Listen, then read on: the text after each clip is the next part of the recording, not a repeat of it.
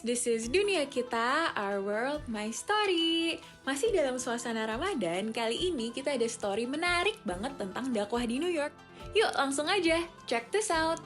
Dan karena sekarang ini suasana Ramadan, suasana yang penuh berkah, saya akan berdiskusi dan menemui para tokoh-tokoh ulama Indonesia yang ada di kota New York yang akan berdiskusi bagaimana mereka membantu mendakwahkan dan menciarkan agama Islam di kota yang mayoritas bukan orang Muslim. Tapi sebelumnya saya ajak Anda untuk melihat sekeliling kota ini dulu. Astoria ini adalah area di Bryant Square. Kalau kita lihat ke sini, sebelah sana mungkin bisa dilihat ini adalah perumahan di mana sebagian besar warga yang tinggal di sini adalah warga dari Asia dan juga dari Timur Tengah. Jadi ada dari Bangladesh, dari Pakistan, dan juga warga dari keturunan Tiongkok dan juga dari Taiwan. Dan beberapa juga yang paling besar adalah warga Indonesia juga tinggal di sini.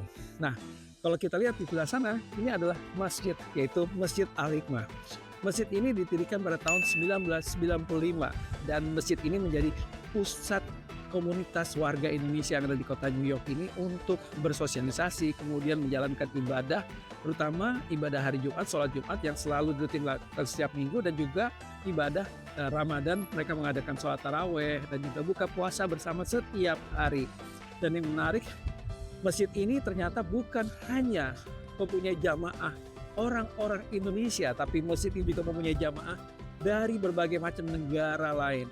Jadi kita akan ke sana dan saya akan menemui Ustadz Samsi Ali yang akan menjadi memimpin imam untuk hari ini, dan kita akan berdiskusi bagaimana challenge dan tantangan Ustadz Samsi Ali dan juga Masjid Al-Hikmah di kota New York ini.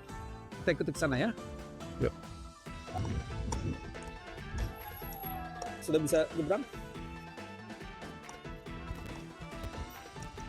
Seperti kita lihat di sini banyak sekali jamaah umat Muslim dari sekitar area Astoria ini, juga mereka berdatangan dari berbagai macam area yang lain. Ada yang dari kota New York, ada yang dari Queens, dari Woodside. Mereka datang ke sini untuk sholat Jumat. Kemudian nanti sore mereka akan kembali lagi ke sini untuk berbuka puasa bersama dan juga taraweh. Kita lihat di sini. Ini jadwalnya: subuh 5 pagi, zuhur jam 12.30, asar, maghrib jam 6 sampai jam 7. Tapi jadwal ini berubah terus setiap seasons ya. Jadi kalau misalnya lagi musim summer, biasanya buka puasanya itu lebih panjang atau maghrib lebih panjang, bisa sekitar jam 8:30 malam gitu ya. Tapi kalau musim winter atau musim dingin itu, kalau musim dingin atau itu bisa lebih cepat, jam 5 sore sudah maghrib. Ini adalah mobil-mobil, memang ada ruangan parkir ya, ada ruangan parkir, tapi tidak bisa menampung banyak.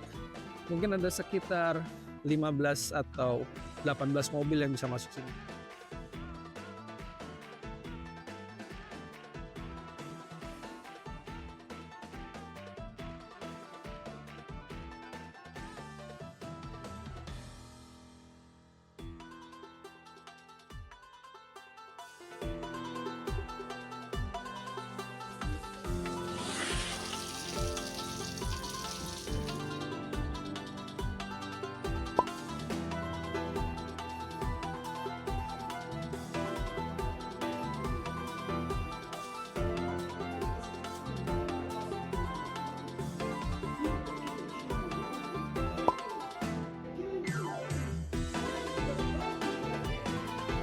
Assalamualaikum Pak Samsi. Assalamualaikum warahmatullahi wabarakatuh. Terima kasih nih udah ada waktunya buat kita ngobrol-ngobrol. Alhamdulillah. Pak Samsi, banyak orang selalu tanya Pak Samsi, selalu bertanya tentang masalah segala macam, masalah politik, toleransi dan sebagainya. Tapi sebelumnya saya mau tahu dulu Pak.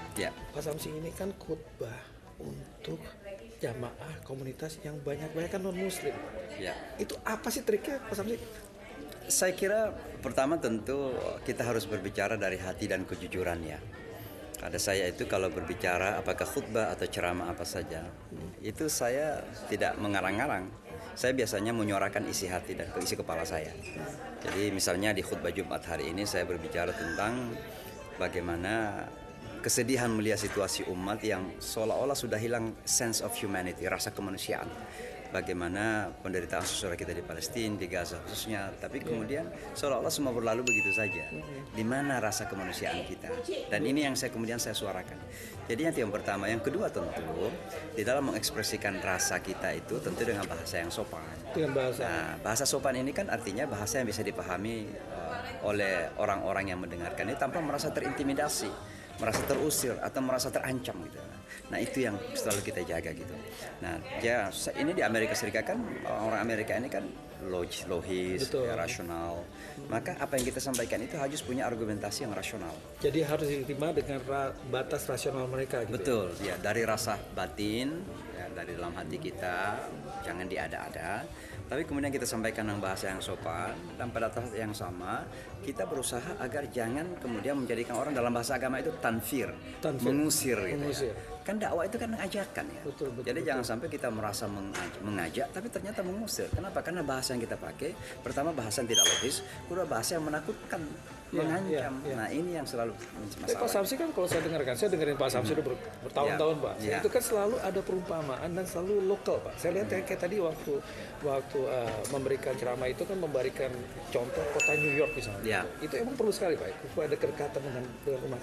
Iya, karena Rasulullah kan mengatakan khatibun nasa qadra uqulihim. Berbicaralah kepada seseorang sesuai dengan cara mereka memahami. Cara mereka lingkungan. Iya, lingkungan di mana mereka berada. Nah, kita berada di kota New York, maka tentu contoh-contoh yang paling dekat bagi audiens di kota New York ini adalah masalah New York. Kita melihat bahwa salah satu karakter kota New York ini kan materialistik, tendensi, kecenderungan material yang sangat tinggi. Maka menyebutkan Wall Street, menyebutkan kota New York, pembangunan gedung-gedung yang menjulang tinggi di Manhattan, ini contoh-contoh yang terdekat untuk menyadarkan mereka bahwa oh iya betul, kehidupan ini bukan sekedar itu saja.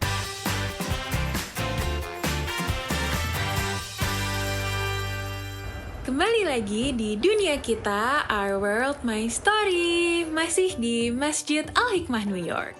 Tapi kan Pak Samsi ini kan merepresentasikan Muslim, bukan hanya Muslim Indonesia, tapi Muslim secara general. Sure. Pak, bagaimana menempatkan diri Bapak ketika Bapak berceramah atau memberikan pengetahuan tentang Muslim kepada justru pada warga yang non-Muslim? Apalagi ini mayoritas ini kan Pak Samsi kan juga bicara di depan New York NYPD. Sure. Saya juga lihat Pak Samsi kemarin bicara di PBB, bayangin aja. Itu gimana Pak caranya, tekniknya? Karena nih kayaknya harus ada teknik-teknik khusus Pak untuk kita. Ya, saya kira sekali lagi pertama kita memang harus membekali diri tentunya. Karena dalam bahasa Arab disebut faqidus syai'i la yu'ti. Orang yang tangannya kosong nggak bisa memberikan. Jadi kita harus punya bahan gitu. Maka ilmu itu penting bagi seseorang yang ingin menyampaikan. Yang kedua, tentu kita harus tahu caranya untuk menyampaikan. Cara ini pertama adalah komunikasi. Komunikasi yang saya maksud ya bukan sekedar bahasa itu penting. Misalnya kita berbicara di Amerika harus bahasa Inggris kuat dong. Betul. Kalau bahasa Inggrisnya belepotan gimana kan orang nggak paham. Tapi bukan cuma itu. Yang terpenting pula adalah bagaimana disampaikan sesuai dengan situasi dan konteks yang ada. Sebab dalam bahasa yang bagus pun kalau tidak pada konteksnya orang juga nggak paham. Berarti ada teknik public speaking juga? Ada, itu sangat penting sekali. Iya, kenapa anak-anak muda di Amerika, generasi muda di Amerika itu nggak terlalu berminat mendengarkan ceramah-ceramah dari imam-imam imigran? Karena orang tidak menyelami bahwa perlu konteks gitu. Imam yang berbicara tentang akhirat, neraka, nakut-nakutan itu. Anak muda di sini nggak nyambung. Anak muda di sini punya harapan masa depan, ingin melihat dunia ini yang maju, yang tapi seimbang gitu. Nah itu yang mereka inginkan. Sementara kita para imam terkadang itu pertama kurang bekalnya, ilmunya minim, buku yang kita baca baru itu merasa sudah menguasai. Yang kedua bahasa juga tidak kuat. Yang ketiga yang paling penting konteksnya kita nggak pahami. Kepada siapa kita ngomong? Maka ini sangat penting sekali. Maka saya kalau ngomong ya misalnya kepada orang Kristen tahu gimana caranya, kepada Yahudi tahu gimana caranya.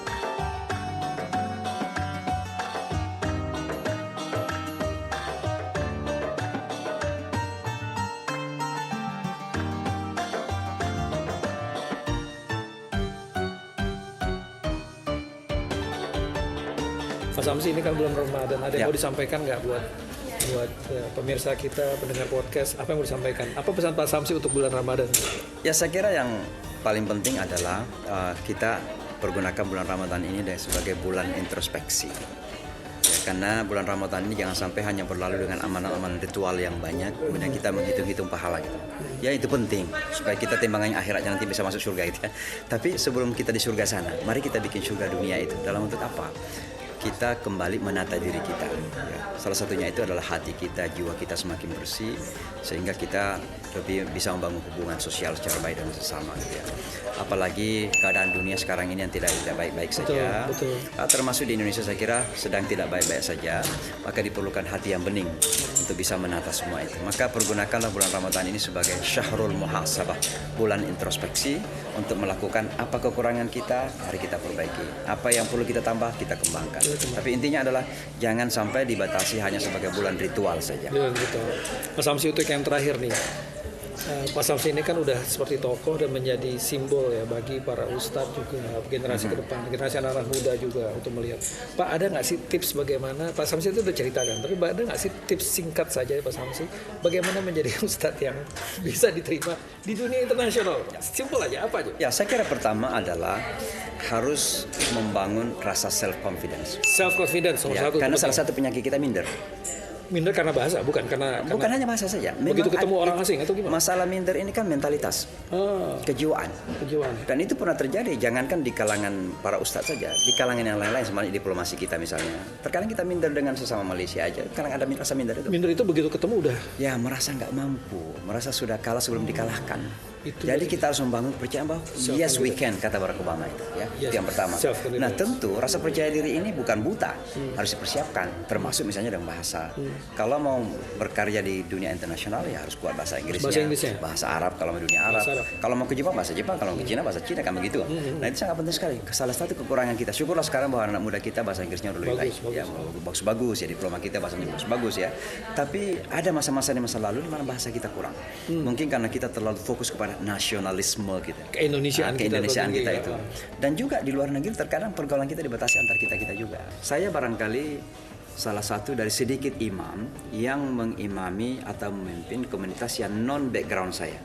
Saya orang Indonesia memimpin banyak Bangladesh di Jamaika Muslim Center. Di Bangladesh, di Jamaika, di sini juga tadi Pak. Di sini ya, jamaah kita di sini kan mungkin 70-80% non Indonesia. Makanya khutbah kita bahasa Inggris gitu. Ya, jadi pasti harus self confidence Pak. Ini anak muda penting banget self confidence dan harus berbahasa dan pergaulan. Dan pergaulan. Terakhir ilmunya. Kalau ilmu cukup tentu kita. Ilmu kita bagus ya. Iya, kita orang Indonesia tidak kurang ilmunya. Ya. Insya Allah. Makasih banyak Pak Samsi. Pak Samsi, thank you banget. Selamat berpuasa insya Allah.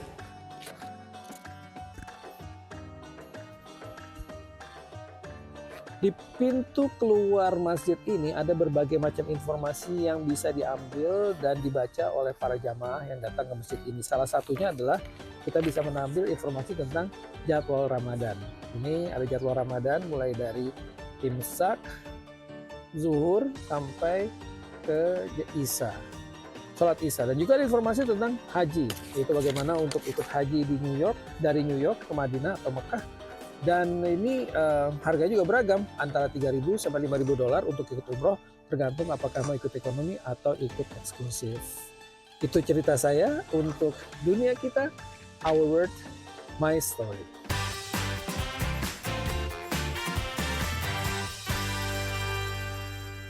Lagi di dunia kita, Our World, My Story. Hari ini saya lagi di subway dan lagi on the way ke Times Square karena malam ini itu bakal ada sholat tarawih di situ. Dan itu udah diadain beberapa kali ya guys. Cuman jujur buat saya ini pengalaman pertama saya buat sholat tarawih di Times Square. Jadi saya excited banget dan gak sabar karena jujur belum kebayang nih kayak gimana nanti. Cuman gak sabar juga ketemu komunitas Islam di sini karena emang banyak banget orang Islam di New York ini. Jadi ikutin terus ya. Let's go! Oke guys, alhamdulillah kita udah sampai di Times Square dan sepertinya ini kita datangnya kecepatan ya. Ini sebenarnya belum maghrib, cuman ini para jemaahnya udah pada mulai berdatangan. Dan ada juga nih guys, ada booth dari Najam Institute. Nah jadi ini tuh mereka ngebagi-bagi Quran. Jadi buat yang lalu lalang, pengunjung atau yang turis ke Times Square aja, mereka bisa nih ambil gratis buat ikutan belajar tentang Islam. Dan saat ini para panitianya tuh juga masih pada siap-siap sambil menunggu jemaah yang lain datang. Dan biasanya guys, jemaah ini tuh berasal dari Maroko, terus ada yang dari New Jersey juga yang deket, terus ada yang dari Bangladesh, India, Ethiopia, pokoknya diverse banget deh. Dan ini itu sebenarnya acara sholat tarawih ketiga yang pernah diadain di Times Square. It's amazing that we can gather in this cold weather. We don't have no form of violence, no form of aggression, but we're here as Muslims. Allahu Akbar, Takbir!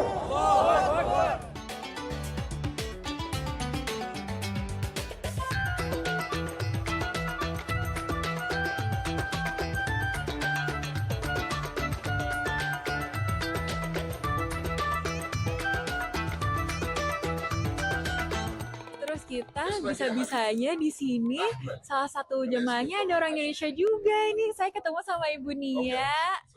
Ibu ini pertama kali atau tahun-tahun sebelumnya juga? Pertama kali ikut ini, karena aku baru tahu gitu pas tadi juga di Geruk kok ramai dikasih tahu ada di Times Square jam segini, udah langsung ajak suamiku, udah langsung kita kesini tadi. Terus Ibu, walau ini kan dingin banget Bu, tapi Ibu tetap semangat di sini, Semangat, Bu. malah kita naik motor loh. Di sini bisa naik motor dingin Iya, Bu. biasa kita kan mobil kan susah parkir. Kita ada mobil, tapi kita nggak jarang pakai mobil. Tapi kita naik motor kemana-mana. Udah tadi, udah Mas kita naik motor aja. Udah kita naik motor aja berdua. Langsung ke sini kan dekat, kalau dari rumah kan turun ke bawah ini nggak terlalu jauh. Jadi nggak macet juga kan, kalau naik motor enak parkirnya aja gitu. Udah dengar ada taraweh, ayo Mas, yuk Mas gitu kata suami. Di masjid aja sayang, dingin, enggak apa-apa. Ya udah kita jalan. Jadi kapan lagi ya Bu yang bisa sholat taraweh di Times Square gini kan? Nggak terpikir, nggak pernah terpikir apa iya gitu, bener diinin gitu. Serasa kayak lagi di Indonesia kan sih, di luar gini pakai tikar gitu. Bener. Senang banget, luar biasa bisa ngadain kayak gini, kayaknya kebanggaan tersendiri ya. Ya Masya Allah banget gitu. Nah guys, di sini selain pada sholat tarawih juga ada banyak yang jualan dan bagi-bagi informasi tentang Islam juga. Nah salah satunya ini ada namanya Zamzam Boys, dan dia itu jualan ini semacam kopiah ya, cuman kopiah versi modern sepertinya, dan ada juga air zam-zam. Tuh langsung. How much is this? Zamzam water is 40. Jadi ini $40 and this one It's $10. $10. But it's for you it's $9. Oh, dia juga bisa nawar guys. Oh, thank you so much. Jadi kita juga dapet Al-Quran, jadi mereka bagi-bagi Al-Quran gratis, dan bahkan ini tuh bahasa Inggris ya. Jadi kalau misalnya orang-orang atau turis ada yang lalu lalang, mereka juga bisa nih baca isi Al-Quran. Dan selain itu guys, tadi juga dapat ini ada semacam brosur ya tentang Islam. Jadi ini tuh acaranya bukan sholat aja, jadi mereka juga benar-benar memberi awareness tentang Islam. Is unlike any other. Allah subhanahu wa ta'ala's love for us, unconditional. You know how like nowadays they'll say Soft shoulders, toe to toe. Sisters lined up.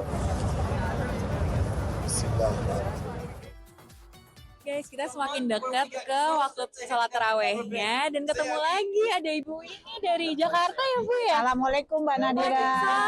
Alhamdulillah sehat-sehat ya Mbak. Jadi ibu di sini tuh dari Jakarta langsung emang ke New York lagi ada acara apa? Ada acara untuk mengantar siswa-siswa dari SMA Islam Al-Azhar untuk mengikuti konferensi HS Moon di New York. Ibu tahu dari mana Bu ada acara sholat taraweh di Times? Kami diberitahu dari sosmed, di grup, dan kemudian kami sangat antusias untuk mengikuti karena ini pengalaman pertama kami untuk sholat taraweh di Tengah dunia ya, di Times Square banget. Tadi suhunya berapa? 4 derajat. Masya Allah. Ibu nggak kedinginan Bu? Lumayan, tapi semangat. Semangat. Dan menurut Ibu sendiri gimana sih Bu bisa-bisanya ada sholat taraweh benar-benar di pusat satu dunia kan Times Square ini? Menurut Ibu ini inisiatif Masya yang gimana? Allah, bagus sekali ya. Ini kita di antara dunia barat masih bisa diberikan kesempatan untuk melaksanakan ibadah. Ya, insya Allah ya, kita semua diberikan kesehatan dan kelancaran dalam melaksanakan ibadah di bulan Ramadan. Amin, insya Allah. Itu dia guys, jadi suasana sholat tarawih di New York City, spesifiknya di Times Square. Ini udah makin dingin, anginnya makin kencang, dan bentar lagi udah mau azan nih sholat isyanya. Saya mau udah siap-siap, ini staff perempuannya di sini. So this is Dunia Kita, our world.